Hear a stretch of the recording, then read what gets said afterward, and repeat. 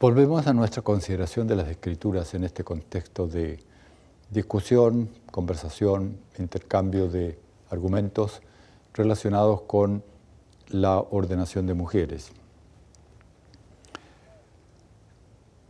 Un asunto que preocupa mucho y se discute mucho es la relación que existe entre el hombre y la mujer. ¿Son iguales? ¿Son iguales desde la creación o desde la entrada del pecado? Si no son iguales, ¿cuándo comenzó esta desigualdad? ¿En qué sentido pueden ser desiguales? Es una discusión que lleva muchos elementos bien sensibles a la conversación sobre la ordenación de mujeres. Y nosotros tenemos que ser cuidadosos porque está en juego la sensibilidad de todo el grupo de mujeres que integran la iglesia. Y en cuanto a miembros de la iglesia, somos todos iguales, con los mismos privilegios de redención. Entonces, tampoco podemos darnos el lujo de, al disentir en cuanto a si debe ser ordenada o no, entrar en situaciones de ofensa personal. Esto no sería cristiano. Nosotros tenemos que aceptarnos todos con el amor de Cristo y vivir en armonía, en unidad dentro de la iglesia, hombres y mujeres. La sociedad afuera puede estar en conflicto y ha estado en conflicto a través de casi toda la historia de la humanidad. Conflicto me refiero entre hombres y mujeres. Esta lucha por quién manda, si manda la mujer, manda el hombre, ha estado ahí en todo el tiempo de la historia de la humanidad. Es cierto que a través de la historia la mujer ha llevado la parte peor, en muchos aspectos, siendo maltratada. En la iglesia cristiana no debiera ser de este modo, porque los principios que rigen la forma de vida de los cristianos son otros. En primer lugar, el amor. Segundo lugar, un principio de servicio. El que quiera ser mayor entre vosotros, sea como el que sirve. No he venido para ser servido, sino para servir, dijo el Señor. Entonces, hay criterios cristianos que tienen que conducir a hombres y mujeres con un mismo espíritu en la relación entre ellos. El apóstol Pablo escribió en una parte de su carta a los Efesios en cuanto a esta relación. Pero antes de referirnos específicamente a este punto de la carta, permítanme decirles cuál es el objetivo y el contenido entero de la carta. Porque ese es el contexto en el cual Pablo dice lo que dice en la relación de hombre y mujer, esposo y esposa. Ocurre que Pablo plantea aquí en esta carta dos asuntos generales muy bien identificables en la carta. Primero, es una parte doctrinal, le explica la doctrina, una doctrina específica, la doctrina de la iglesia, y define la iglesia como el cuerpo de Cristo. Y entonces Cristo como cabeza de la iglesia, que Cristo está gobernando la iglesia. Ya hicimos referencia en alguna otra presentación de que algunos quieren interpretar que esta comprensión de la relación de la cabeza al cuerpo no es de dirección, sino que es de origen, que se origina el cuerpo en la cabeza. En realidad, esas son interpretaciones que no vienen en el texto, no viene absolutamente nada de eso. Es más bien el significado de la palabra cabeza que la buscan en los textos griegos y del Nuevo Testamento. Hay unos poquitos textos en donde la palabra cabeza es utilizada en el sentido de originadora, o algo que se refiere a la cabeza como siendo la cabeza la fuente de esto. Pero son muy pocos para establecer que ese es el significado principal de la palabra. Naturalmente que tiene un significado no metafórico, literal, y ese significado literal es la cabeza que nosotros tenemos. Pero hay un uso metafórico, y ese uso metafórico se refiere al hecho de que la cabeza conduce al cuerpo. El cuerpo sin la cabeza no es nada, es un cadáver. Y entonces, naturalmente, la cabeza es la que hace toda la conducción del cuerpo. Ese es el contenido metafórico general que se utiliza en la literatura griega y también la literatura del Nuevo Testamento. Lo otro es una cuestión de excepción y pocos casos. No vale para decir que esté refiriéndose a la fuente de algo. Entonces, Cristo es la cabeza, el cuerpo es la iglesia, y en los 3 primeros capítulos nos explica toda la teología o la doctrina de la iglesia. No vamos a entrar en eso, sería muy interesante entrar en lo que Pablo enseña sobre la iglesia, pero estamos ahora yendo a un punto, esto es el contexto, y vamos al punto que estamos considerando. Este está en la segunda parte de la carta, que ya no es doctrinal, sino que es práctica. Si la primera parte explica qué es la iglesia, la segunda explica cómo se vive en la iglesia. Esto es lo que contiene capítulo 4, capítulos 5 y 6 de Efesios. Y entonces hay una serie de imperativos. Pablo está dando órdenes de cómo vivir en la iglesia. Dice: os ruego que andéis como es digno de la vocación con que fuisteis llamados. Entonces, y explica cómo es eso. Es una vida en amor y en unidad. Luego hay otros imperativos. Vestidos del nuevo hombre, y explica toda la vida de la nueva criatura. Capítulo 5, versículo 1. Sed pues imitadores de Dios como hijos amados. Es decir, hay que vivir como Dios es. Y en eso, otro imperativo, andad en amor. Como también Cristo nos amó y se entregó a sí mismo por nosotros.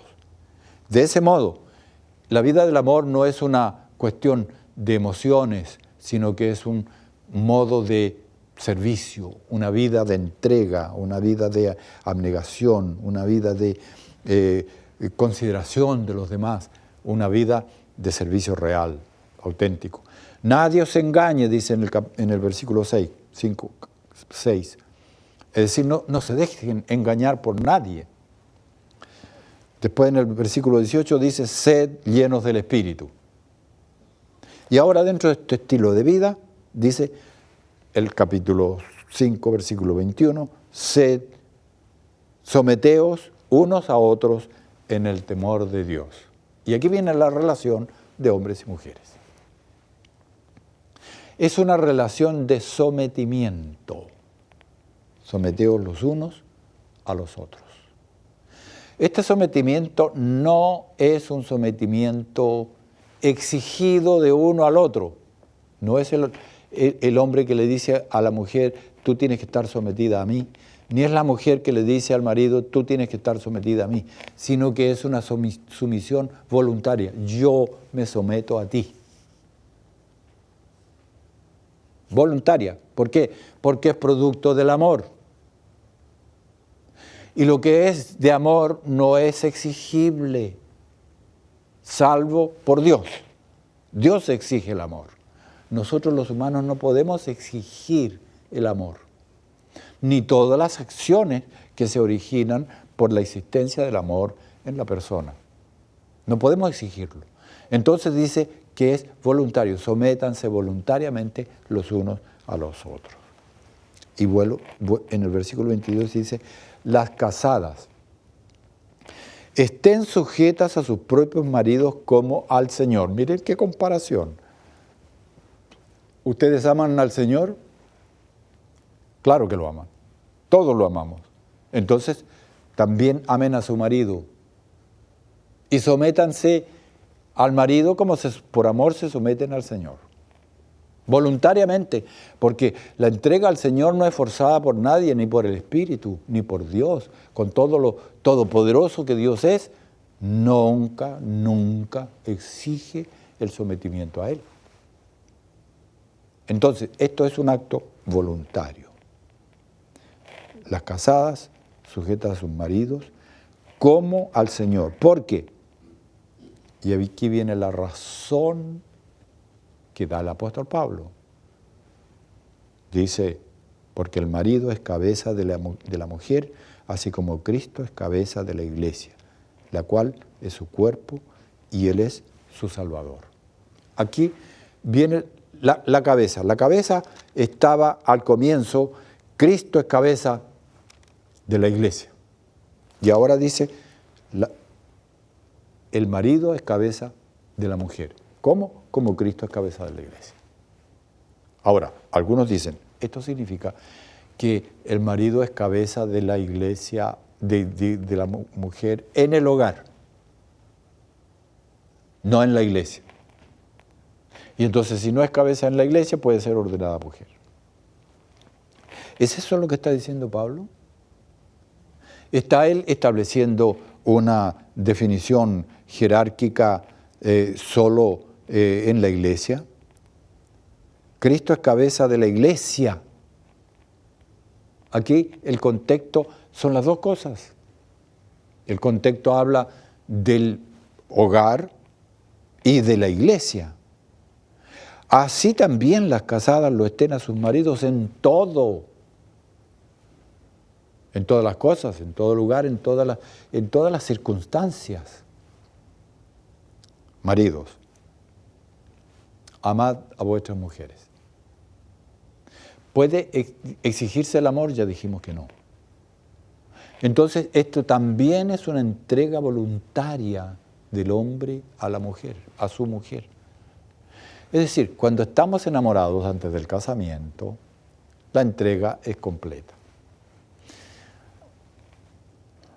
Yo he encontrado, sin embargo, ya sea en libros o en la realidad de la vida, que antes del casamiento hay hombres que someten a sus novias y las fuerzan. Las fuerzan algunos a practicar sexo con ellos, otros aplican conductas de violencia. Todo esto no corresponde, porque en el amor no tienen espacio. Estas son todas actitudes ajenas al amor, están fuera del amor. Y en la vida cristiana, esta es una relación de amor del hombre a la mujer y de la mujer al hombre, y sométanse unos a otros. No es solamente la mujer que tiene que someterse al marido, es también el marido a la mujer, pero con una diferencia. Que en el sometimiento del amor, Dios estableció una cierta jerarquía de funciones, y esa jerarquía de funciones está determinada por la metáfora de la cabeza que Cristo es la cabeza de la iglesia, y la iglesia tiene que estar sometida a Cristo como autoridad que conduce la iglesia. Y aquí dice que de manera semejante el hombre es cabeza de la mujer. ¿Ustedes imaginan a Cristo forzándonos a algo, abusando de nosotros, mostrando su superpoder para someternos en forma violenta? No es posible eso. Tampoco es posible porque la comparación de cómo es igual a. Por lo tanto, la sumisión de la mujer a la cabeza no es por imposición de la cabeza, sino es por amor de la mujer. Y, por el otro lado, el amor del hombre a la mujer no es por comando de la mujer, sino que es por sumisión del hombre a la mujer, guardando la diferencia de la cabeza. Porque la existencia de la cabeza, metafóricamente hablando aquí, es que hay alguien que conduce las cosas y ese alguien es el hombre. El abuso ha ocurrido en la historia muchas veces y con esto se producen los males. Ahora, se aplica todo esto a la ordenación, se aplica todo esto a que, y se hacen las explicaciones del caso y no se le da el espacio a la conducción del hombre, sino que son los dos iguales. Y por lo tanto, si son iguales, tienen que ser posibles de ordenación los dos. Ya vimos en los textos de Tito, y el texto de Tito, en el que se establece que el hombre sea marido de una mujer, y hay aquí un contexto semejante de relación entre el hombre y la mujer, el énfasis está colocado en el hombre. Quiero leer un texto que nos dice con esto con claridad. Dice Elena de White, en Consejos para la Iglesia. El apóstol Pablo le escribió a Tito y lee el texto que se refiere a marido de una mujer. En algunas de nuestras iglesias, sigue comentando ella, la obra de organizar y ordenar a los ancianos ha sido prematura. Se ha pasado por alto la regla bíblica y por consiguiente la iglesia ha sufrido dificultades graves. No debe haber tanto apresuramiento en elegir a los dirigentes como para ordenar a quienes no están en manera alguna preparados para la obra de esa responsabilidad, a saber, hombres que necesitan ser convertidos, elevados, ennoblecidos y refinados antes que puedan servir a la causa de Dios en cargo alguno, hombres, en relación con la referencia de Tito, citada por Elena de White. No hay confusión ahí, está aclarado en el espíritu de profecía. Tampoco hay confusión aquí, hay alguien que conduce, ese alguien que conduce es el hombre. Ofensivo, si acaso se toma como ofensa, pero si no, no tiene ofensa alguna, porque está basado en, esa conducción de cabeza está basada en el amor. ¿Quién se opone a la conducción de Cristo? Al amor de Cristo conduciéndonos a nosotros. No es posible que nos opongamos o que consideremos que sea eso un abuso. Tampoco tendría que oponerse nadie al consejo del apóstol en la relación de hombre-mujer para que el hombre sea cabeza, porque es en el mismo ambiente de Cristo, es con el mismo amor de Cristo, con la misma disposición de Cristo a sacrificarse a sí mismo por la mujer. Entonces, desde ese punto de vista, nosotros estamos ante una realidad de vida en la parte práctica de la epístola a los Efesios, que nos muestra un camino recto de todo ángulo, recto en el sentido de la relación y recto en el sentido de la conducción, todo basado en el amor. El amor no es permisivo, el amor de Dios es redentor.